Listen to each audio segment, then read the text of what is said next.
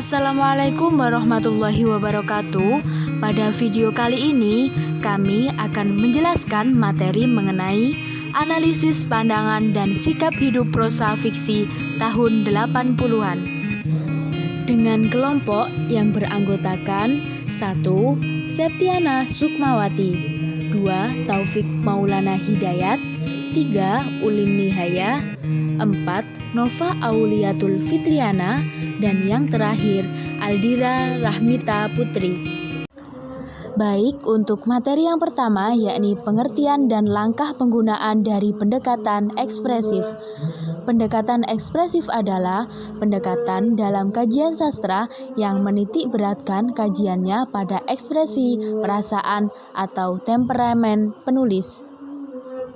Karya sastra tidak bisa dikaji dengan mengabaikan kajian terhadap latar belakang sejarah dan sistem sastra yang berupa semester, pembaca, penulis. Informasi tentang penulis dari karya sastra merupakan hal penting yang sangat berperan dalam terciptanya sebuah karya sastra dan sangat dibutuhkan dalam kajian dan apresiasi sastra. Cara kerja dari pendekatan ekspresif yakni yang pertama, mengenal objek yang akan dianalisis, mengenal biografi penulis dan latar belakang sosial dari sang penulis, latar belakang pendidikan, dan lain sebagainya. Yang kedua yakni mengumpulkan kepustakaan yang mungkin bisa menunjang proses analisis karya sastra agar lebih akurat dan dapat dipertanggungjawabkan.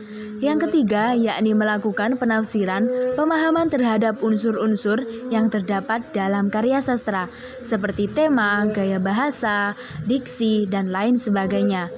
Dan yang terakhir yakni mengaitkan hasil penafsiran berdasarkan tinjauan psikologis sang pengarang. Hal ini dikarenakan kekuatan karya sastra dapat dilihat dari seberapa jauh pengungkapan ekspresi kejiwaan yang tak sadar itu ke dalam sebuah cipta sastra. Unsur ekstrinsik novel Burung-Burung Manyar dan Para Priyayi. Unsur ekstrinsik ialah unsur yang membangun karya sastra dari luar. Secara tidak langsung, unsur ekstrinsik juga turut memengaruhi penciptaan dan bagian-bagian dari karya sastra. Hal itu dapat dikaitkan dengan proses pengarang dalam menciptakan karya sastra. Analisis ini menggali unsur ekstrinsik untuk mengetahui pandangan hidup tokoh dalam karyanya secara menyeluruh. Analisis ini membahas latar belakang pengarang dan latar belakang penciptaan karya sastra beserta unsur sosial budaya yang memengaruhi. Yang pertama, latar belakang pengarang. Y.B. Mangunwijaya atau Romo Mangun yang memiliki nama lengkap Yusuf Bilyarta Mangunwijaya lahir pada 6 Mei 1926 di Yogyakarta. Y.B. Mangunwijaya merupakan sosok intelektual dan anak sulung dari 12 bersaudara. Ia merupakan putra dari pasangan suami istri Yulianus Sumadi dan Serafin Kamdaniah. Nama Bilyarta merupakan nama kecilnya. Nama Yusuf adalah nama baptis. Nama Mangunwijaya merupakan nama yang diambil dari kakeknya, seorang petani tembakau. Perjalanan hidup ayah Y.B. Mangunwijaya menentukan sejarahnya. Sejak masih kecil, ayahnya diangkat anak oleh paman ayahnya yang saat itu menjabat sebagai lurah desa Parakan, Jawa Tengah. Sejak masih kecil, Mangun sudah menunjukkan talentanya pada bidang keilmuan teknik. Karena ketertarikannya itu, setamat SD, Mangun melanjutkan pendidikan di Sekolah Teknik atau ST atau saat ini setingkat SMP di Semarang. Saat itu, Mangun mengambil jurusan listrik yang merupakan jurusan bergengsi di mata masyarakat. Pendidikan Indonesia mengalami perubahan saat Jepang datang. Sebelumnya, sistem pendidikan Belanda lebih menekankan pada olah pikir dan pengenalan berbagai budaya lebih baik, di samping mengenakan pakaian yang necis dan bersih daripada sistem Jepang.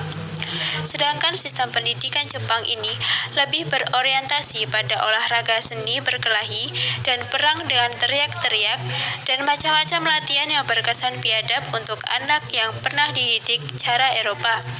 Suasana Jepang yang kasar menghadapi Perang Timur Raya waktu itu tidak disukai. Pada tahun 1945 hingga 1951, Mangun Muda bersama sejumlah pemuda lain turut mendaftarkan diri menjadi tentara dan akhirnya sempat bergabung dengan TKR Batalion 10 Divisi 3 Yogyakarta, Komisi Zeni, pimpinan Mayor Soeharto yang berpangkalan di depan Benteng Brandenburg, depan Istana Kepresidenan kala revolusi. Selama di TKR ini, Mangun sempat terlibat dalam pertempuran di Magelang, Ambarawa, dan Semarang. Tak lama kemudian, saat perang telah usai, Mangun ingin melanjutkan sekolahnya. Akhirnya, ada tawaran dari Uskup Malang untuk sekolah di sana. Di Malang, sesudah RI menang, Mangun meninggalkan dunia tentara. Pidato dari Komandan Tentara Pelajar RI atau TPRI bernama Mayor Isman, yang merupakan ayahanda dari Hayono Isman, mantan Menteri Pemuda dan Olahraga, akan mengubah cita-citanya. Pidato yang diucapkan dengan gaya retorika yang memukau itu, seingat Mangun sempat membuat hadirin terdiam panjang. Berikutnya ialah Umar Khayyam. Ageng atau Ki Ageng merupakan alter ego Khayyam. Umar Khayyam lahir pada 30 April 1932 di Ngawi, Jawa Timur. Umar Khayyam merupakan putra dari Sastro Sukoso yang merupakan seorang guru di Hollands Island School atau HIS, yakni sekolah dasar era penjajahan Belanda. Berdasarkan profil ayahnya yang seorang guru itulah yang dijadikan inspirasi Umar Khayyam dalam menciptakan karya berjudul Para Priyayi.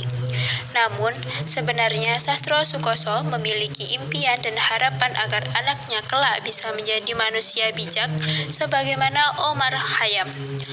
Omar Khayyam merupakan seorang tokoh sufi, filsuf, ahli perbintangan, ahli matematika, dan juga pujangga kenamaan asal Persia pada abad ke-12. Oleh karena itu, Sastro Sukoso memberikan nama pada anaknya Umar Khayyam, dengan harapan agar anaknya menjadi orang besar seperti yang dicita-citakannya. Kedua ialah latar belakang penciptaan karya sastra. Kedua novel ini, Burung-Burung Manyar dan Para Priyayi, mengisahkan sejarah Indonesia dengan sangat baik, menceritakan kejadian dari masa sebelum kemerdekaan di bawah kekuasaan Belanda hingga pada masa setelah kemerdekaan. Pada novel Burung-Burung Manyar yang menjadi poin penting bagian pertama adalah penceritaan tokoh Setadewa atau Teto di tahun 1934 dipengaruhi oleh Belanda yang menjajah Indonesia dari tahun 1596 hingga tahun 1942. Begitu juga dengan awal mula kepriyayian dari Sastro Darsono pada novel Para Priyayi karya Umar Khayyam dalam membangun dinasti keluarganya menjadi priyayi. Pengarang menggambarkan pengaruh dari koneksi keluarga yang sangat biasa terjadi di zaman Belanda untuk kemudian menjadikan Sastro Darsono seorang guru karena koneksi tersebut. Yang selanjutnya yaitu pandangan dan sikap hidup tokoh Setadewa dalam roman Burung-Burung Manyar. Yang pertama, tahap pengenalan tokoh. Dalam roman Burung-Burung Manyar dengan tokoh utamanya Setadewa atau biasa disapa Teto lebih terkesan membela Belanda karena dikisahkan bahwa ia adalah seorang totok. Totok adalah istilah bahasa Indonesia yang berasal dari bahasa Jawa yang berarti baru atau murni dan digunakan untuk mendeskripsikan para pendatang Tionghoa, Arab, dan Eropa yang lahir di luar negeri serta berdarah murni. Ayah Teto merupakan keturunan bangsawan keraton, sedangkan ibunya merupakan keturunan Indo-Belanda. Oleh karena didasari dendam dan beberapa hal lain, Teto akhirnya memilih untuk menjadi tentara KNIL dan membela Belanda. Kisah hidup Teto dalam roman terbagi menjadi 3 tahap. Sudah digambarkan di awal cerita bahwa tokoh Teto seperti terpengaruh Belanda. Namun, berbeda jika pengungkapan cerita sepenuhnya menggunakan sudut pandang orang pertama yaitu Teto. Sudut pandang orang pertama tersebut jelas menggambarkan kehidupan masyarakat Jawa yang tidak dapat terlepas dari budaya wayang. Jadi, Melalui pendekatan yang demikian, maka akan diketahui pandangan dan sikap hidup tokoh Teto dalam roman Burung-Burung Manyar karya Y.B. Mangunwijaya. Roman Burung-Burung Manyar merupakan salah satu roman yang menggunakan pengaktualan tokoh pewayangan yang berwujud penghipograman perwatakan dan penamaan sekaligus, yakni tokoh Setadewa, Larasati, Janaka Tamsi, Brajabasuki, dan Antana. Nama Setadewa berhipogram pada nama Baladewa, yakni dengan mengambil kata dewa. Baladewa dikenal sebagai makhluk seta, yang artinya putih karena berkulit putih, berwatak jujur, dan luput dari kesalahan seperti dalam pengantar novel ini. Kakrasana digambarkan sebagai makhluk seta yang berarti darah, daging, serta segala-galanya sampai ke tulang maupun sarafnya serba putih. Nama Setadewa berasal dari gabungan Seta dan Dewa, yang keduanya milik tokoh Baladewa. Kata dewa adalah sebagian nama tokoh itu, dan Seta adalah salah satu ciri karakternya. Dalam dunia pewayangan, Kakrasana sesekali dipanggil dengan sebutan paman atau bule. Setadewa dalam Burung-Burung Manyar digambarkan sebagai tokoh berdarah Indo-Belanda, seperti yang ada pada kutipan berikut.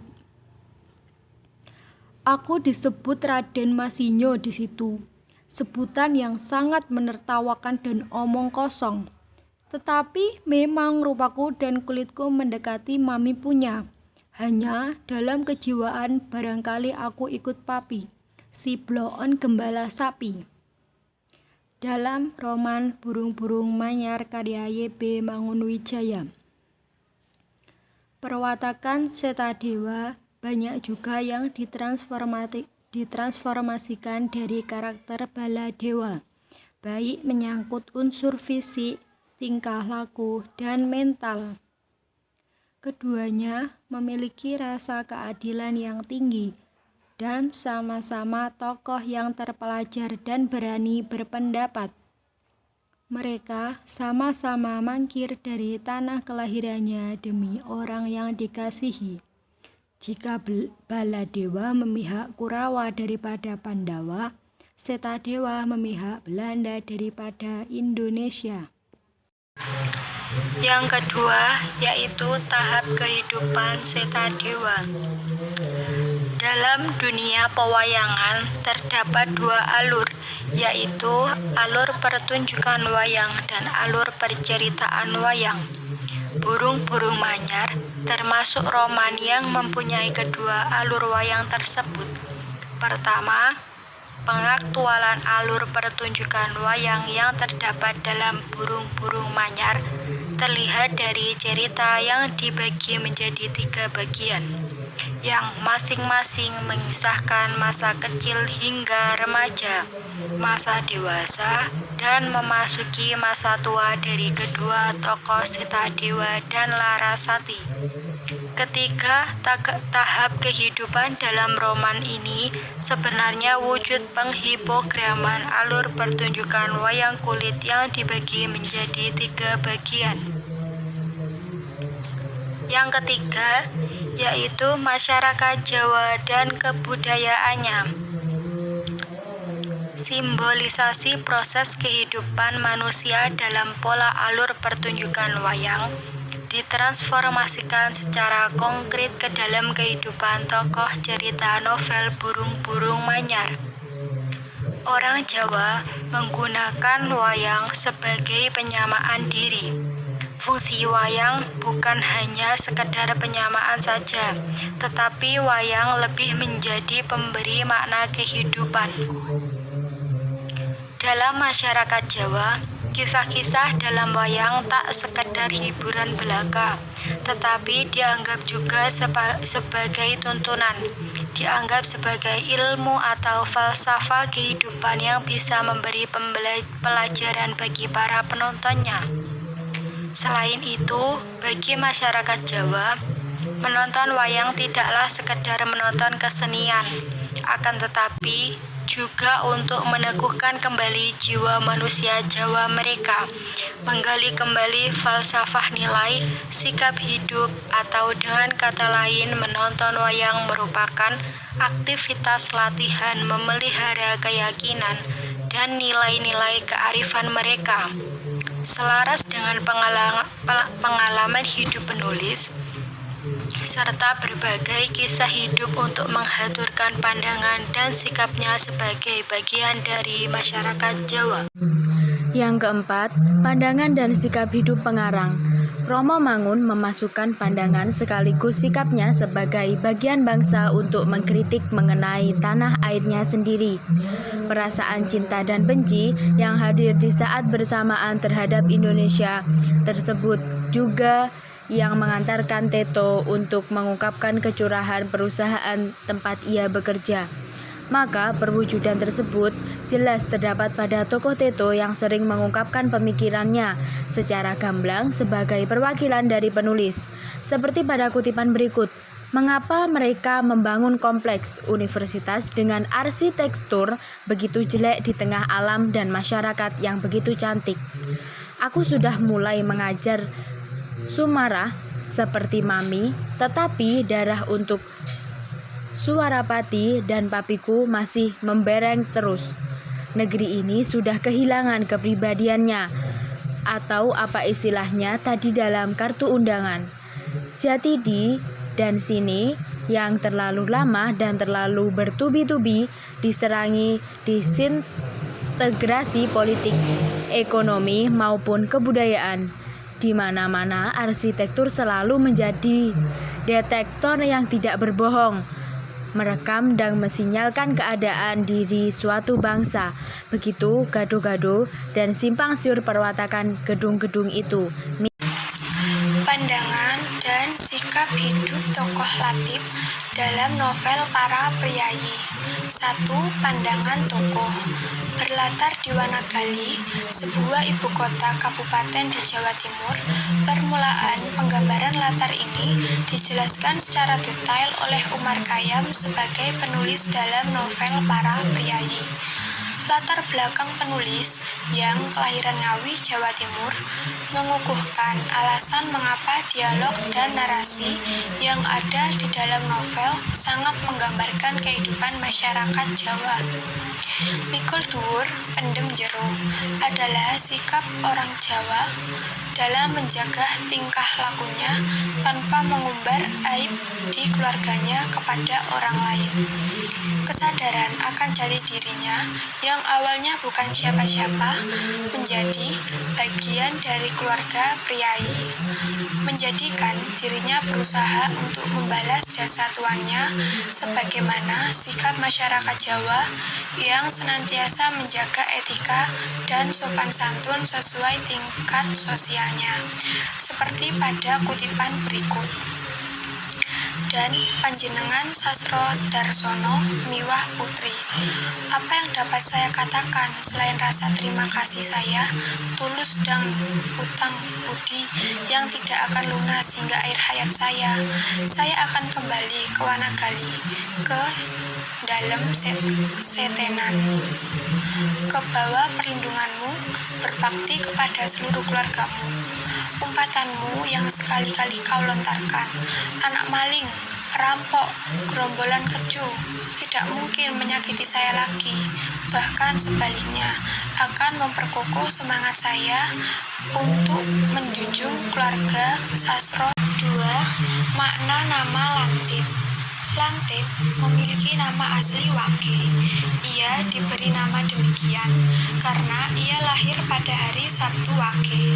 Nama Lantip sendiri adalah sebuah nama yang diberikan dari keluarga Sastro Darsono saat Lantip tinggal di keluarga tersebut. yang berada di Jalan Setenan, Wanagali. Dalam bahasa Jawa, nama Lantip mempunyai makna yang sangat istimewa. Para orang tua di Jawa sampai saat ini juga masih mempercayai bahwa nama adalah sebuah doa dan pengharapan seperti pada kutipan berikut. Nama anakmu akan kami ganti. Nama Wage rasanya kok kurang pantas buat anak sekolah. Saya usul namanya diganti Lantip. Lantip artinya cerdas, tajam otaknya. Bagaimana? Dari kutipan di atas tersebut dapat dilihat bahwasanya pandangan hidup orang Jawa pada masa itu terhadap sebuah nama juga dapat mempengaruhi pembawaan pada orang yang menyandangnya. Setiap sebutan adalah semacam cara memberi kepribadian dan penghidupan. Dalam novel Para Priayi, Umar Khayyam menciptakan sebuah tokoh dengan nama yang indah dan sesuai dengan karakternya. Seperti arti kata Lantip ada dalam bahasa Jawa, makna ini betul-betul cerdas dan tajam otaknya dalam. Ceritanya. 3. Kegiatan musyawarah keluarga Sasro Darsono. Sangat jelas bahwa Lantip digambarkan sebagai seorang yang begitu penurut oleh sang penulis. Lantip dapat menyesuaikan diri dengan baik. Oleh karena itu, kepribadiannya yang sangat lengkap, baik sebagai individu sekaligus sebagai anggota keluarga dan bagian masyarakat. Kadangkala, kegiatan berkumpul keluarga Sasro Darsono menjadi kegiatan musyawarah mengenai pemecahan suatu permasalahan. Masyarakat Jawa terkenal dengan kebiasaan musyawarah sebagai tanda kekeluargaan dan gotong royong. Dengan begitu, beban masalah yang dialami oleh anggota keluarga akan berkurang dan dapat diselesaikan secara bersama-sama. Seperti pada kutipan berikut. Hardojo, saya ada satu permintaan, Le. Apa itu, Pak? Kalau kau dan istrimu setuju, bawalah Lantip bersama kalian. Lantip sudah waktunya melanjutkan sekolah. Anak cuma satu, Hari. Kalau Nugroho juga cuma satu anaknya.